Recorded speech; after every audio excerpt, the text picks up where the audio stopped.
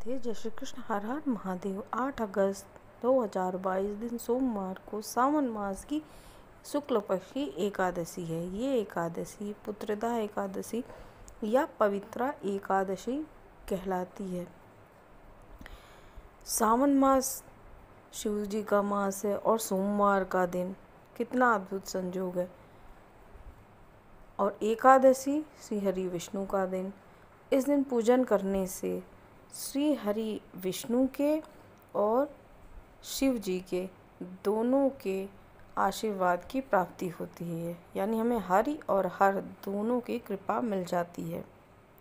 और पुत्रदा एकादशी उन लोग के लिए भी बहुत महत्वपूर्ण है जो संतान की कामना करते हैं।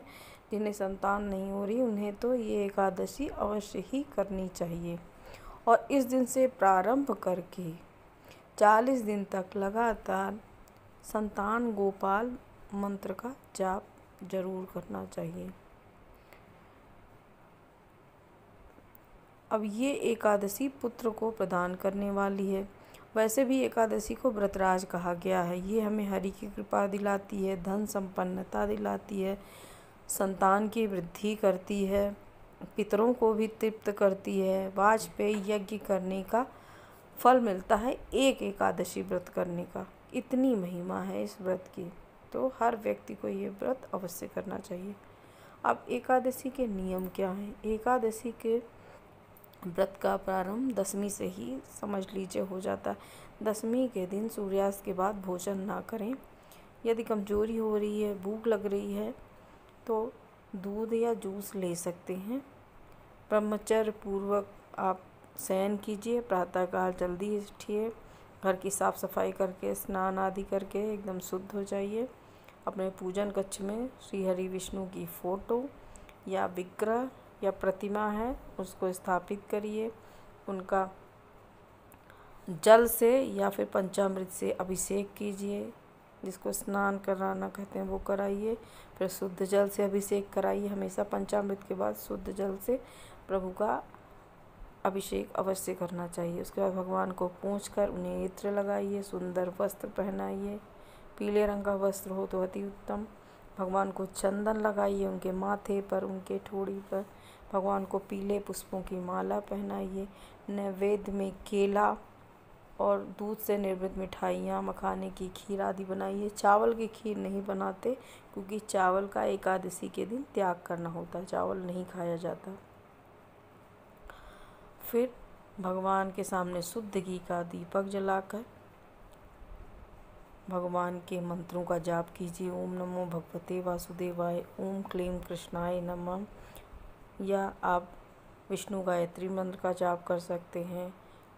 विष्णु सहस्त्र नाम का पाठ करिए। विष्णु सहस्त्र नाम का पाठ करने से घर में समृद्धि भी बढ़ती है, पितरों को भी तृप्ति मिलती है और घर में संपन्नता भी आती है और हमारा पुण्य भी बढ़ता है। इसलिए विष्णु सहस्त्र नाम का पाठ अवश्य करना चाहिए।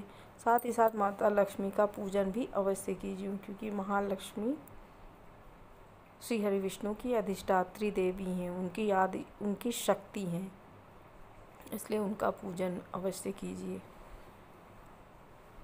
उसके बाद आप पूजन के बाद आरती करिए। आप चाहें तो आप निराहार रहें, लेकिन अगर अस्वस्थ हैं या कुछ शारीरिक अस्वस्थता महसूस हो रही है तो आप फलाहार ले सकते हैं। इस दिन सिंघाड़े का फलाहार अवश्य करना चाहिए। इससे कहते हैं कि अजगर योनि से मुक्ति मिलती है।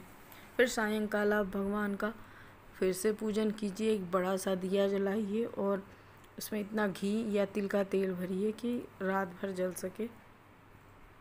आप भगवान का सुमिरन करते हुए रात्रि जागरण कीजिए। फिर प्रातःकाल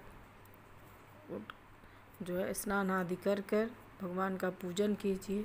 फिर किसी ब्राह्मण को दान देकर या भोजन कराकर फिर अपना पारण कीजिए। श्री हरि की कृपा आप पर हम पर बनी रहे, इस मनोकामना से विदा लेती हूँ। राधे राधे। जय श्री कृष्ण। हर हर महादेव।